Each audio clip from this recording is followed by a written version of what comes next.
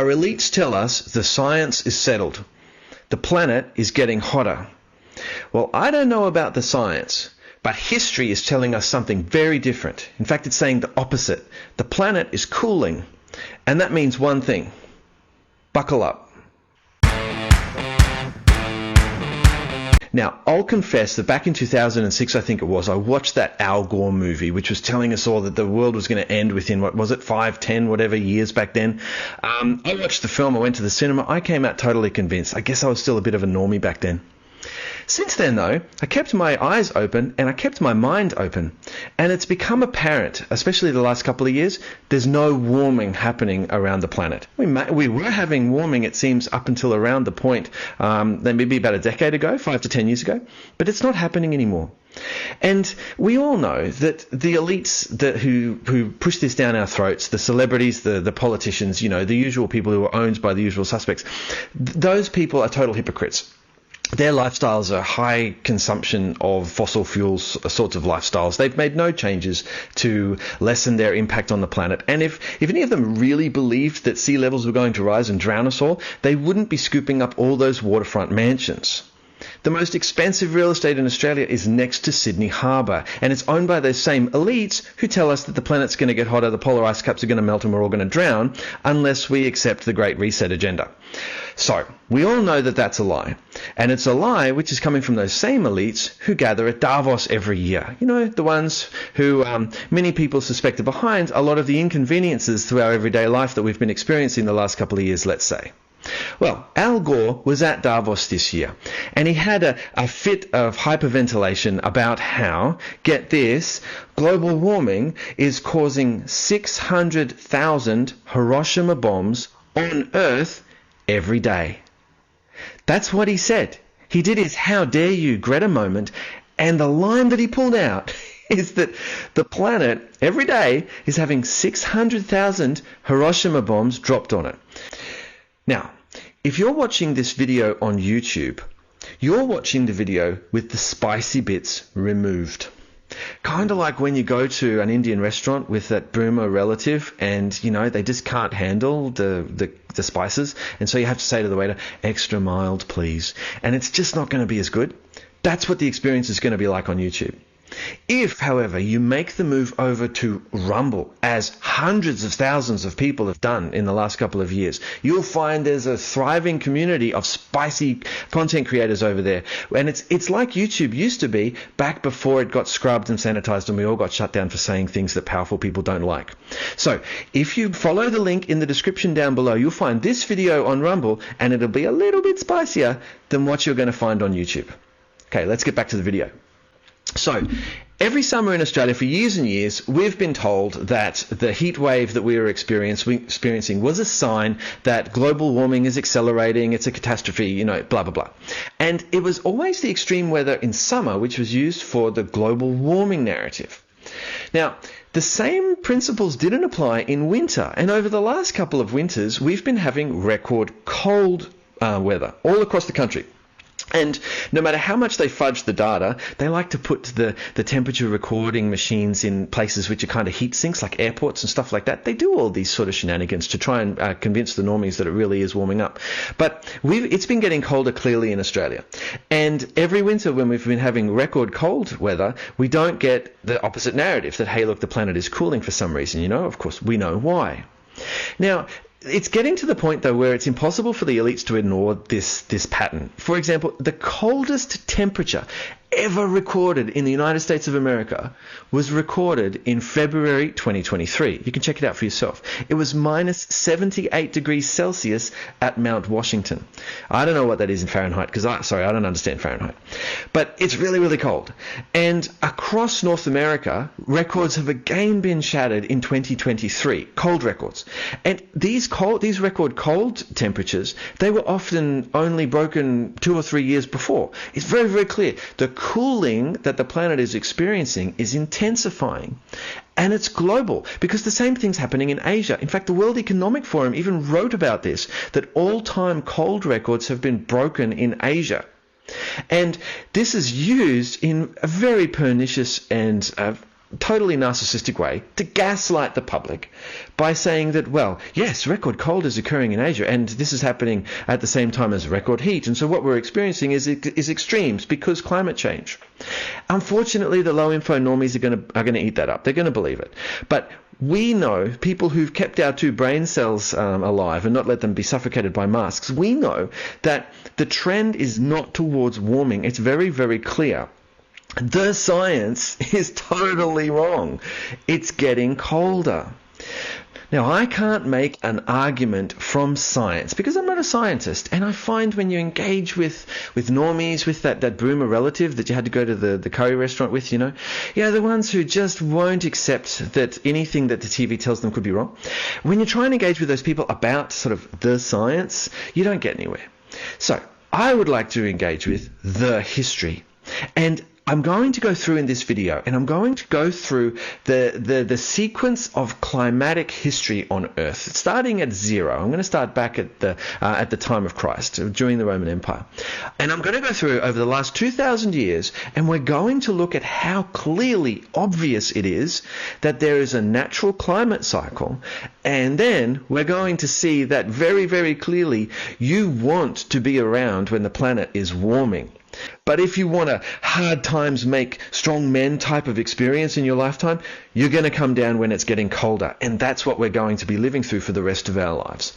All right, so let's go. I'm going to go through these natural cycles of warming and cooling and how this clearly links to the cycle of the rise and fall of civilizations. Let me know in the comments if you still don't agree that this is the case by the end of the video, and I'd love to hear what you have to say about it. So let's start at zero. From 0 to about 500 AD, this is known as the Roman warm period. Not a conspiracy theory, it's on Wikipedia. This was the warmest period in Europe for the last 2,000 years. In fact, in Europe, it was on average about 2 degrees warmer Celsius again, than it is today. That doesn't sound like much, but it makes a big difference for agriculture and for human flourishing. Now, during this time, this is when we see an era that historians have largely agreed was one of the most prosperous and peaceful periods in East Asia and in Europe to have been alive. If you were alive in the 2nd century AD, even the first half of the 3rd century AD, you were living in it was like the post-war boom that we saw in the West after World War II, right? These were the good times, and it went for a long time. The Roman warm period was when we saw enormous aqueducts being built, the expansion of massive cities. In China, they had cities which were larger than any cities in Europe before the Victorian English cities of the 19th century. Like this was a period of peak human civilization. And that's important because then in the 6th century AD, so that's the 500s, things went pear-shaped. This is known as the crisis of the 6th century. Again, not a conspiracy theory, it's on Wikipedia. The cities of the Western Roman Empire basically disappeared during the 500s. Wars, famines, barbarians, all of that. So at the end of the 6th century AD, the big cities of the Western Roman Empire were gone. And although the Eastern Roman Empire sort of limped along, it began an 800-year-long decline. And so what happened, starting at around about 500, was there was a downturn in agricultural production, and this then fed into an increased economic pressure on the system. Now, the government spending was fixed, and so the liabilities that the state had to fund wars, for all of those sorts of social welfare programs the Romans were well known for, that was fixed. And so when the tax take declined, this led to an increased squeezing of the population by the government. And interestingly enough, this also happened when wars against Persia were peaking. So we saw large-scale wars. First thing that happens, downturn in the climate, global cooling. This happens at a time when wars are increasing. Interestingly enough, there's also an increase in large-scale building, which is another part of this pattern, but I won't go into it in this video. We might talk about that in another video. We see famine, we see pestilence, and we see riots. Now, the increased taxes that were put on the people to maintain the state led eventually to riots in 532 in Constantinople, known as the Nika riots. These were some of the deadliest riots in all of Roman history, and eventually the emperor, under the advice of his wife, only survived the riots by bringing in soldiers from a foreign part of the empire to kill the people inside the city who were rioting. So we see huge disturbances, and because of this increased economic pressure. Now, it wasn't just economics though, because fascinatingly enough, 536 AD, only 4 years after those Nika riots, during that year, there was a volcanic winter across the entire Earth. Historians consider 536 actually to be just about the worst time in all of history to have been alive. And what happened in 536 was there was a volcano, probably a volcano in Iceland, which went off, and it was big enough to darken the sky around the world for years. Sources in East Asia even mention it. The Chinese analysts made records of this dimming of the light that came from the sun. The Roman authors said that even at noon, people didn't have a shadow because the light was so dim. This had a catastrophic effect on agriculture, and indeed increased volcanic eruptions up to 547 AD compounded the problem. This led to a total catastrophe there in the the Roman world. The drop in temperatures then also fed into the conditions for a plague. Yes, on top of everything that was suddenly going wrong in the Roman world, there was a pandemic, not a fake one, a real one. It's known as the Plague of Justinian. It was in 541 AD, only 5 years after the volcanic winter that I mentioned. And that plague, which was probably the first instance of bubonic plague occurring in Europe, it came in waves for the next 200 years. It killed about half the population in the Roman world. All of this happened within a decade. And all of it was caused by a drop in temperatures. You don't want to be around when you're entering global cooling. Things go haywire. Now, the cool period lasted for about 200 years or so. And it ended in the early 800s. And interestingly enough, and we might talk about this in subsequent videos or go into a bit more detail about this because I don't want this to get too long. But in the 800s, we see a flourishing again of human civilization. There's a period of expansion. This is the time of the Scandinavian expansion when the Vikings sort of decided to go and sail across the seas and get themselves some Gaelic maidens. This period, which led to increased economic growth, led into the sort of high Middle Ages that you think of with chivalry and jousting and big castles and the enormous cathedrals being built.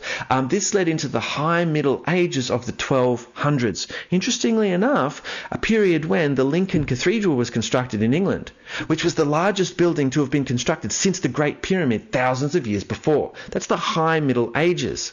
It peaked in the 1200s. And then you get this medieval warm period. It's known as, again, not a conspiracy theory, it's on Wikipedia, the medieval warm period. And it ended in the 1300s. Exactly like happened in the 6th century. You got the crisis of the late Middle Ages. Again, not a conspiracy theory. Listen to what went wrong in the 1300s. You had the Great Famine of 1315. Killed, I think, about a third of the population. You had the start of the 100 Years' War between England and France in 1337. You had the Black Death arrive in 1347. There was an event known as the Great Schism of 1378 when the Catholic Church almost ripped itself apart. And then in 1381 there was the Great Peasant Revolt, which was the largest peasant revolt in English history. All of it within a very short amount of time. And all of it when we can see recorded temperatures dropped across the planet. Now, this is known as the Little Ice Age. It again went for a couple of hundred years, and the transition into it was catastrophic. After this Little Ice Age, we have what we've been living in our lifetimes, the modern warm period. It began in the mid-1800s. And it's no accident that when the planet started to warm up again after the mid-1800s, we had the rise of industrial civilization.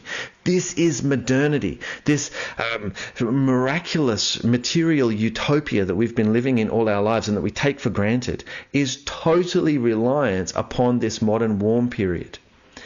And we've got some bad news, because warmth means expansion, flourishing, wealth, and generally peace.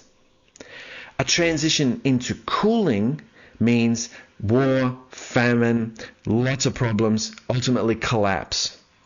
And the problem for us is we've entered a clear global cooling phase. It started a couple of years ago and it's obvious everywhere. And the clear trend towards cooling that we're seeing in the world right now means one thing. The hard times that we think we've been going through the last couple of years, they haven't even started.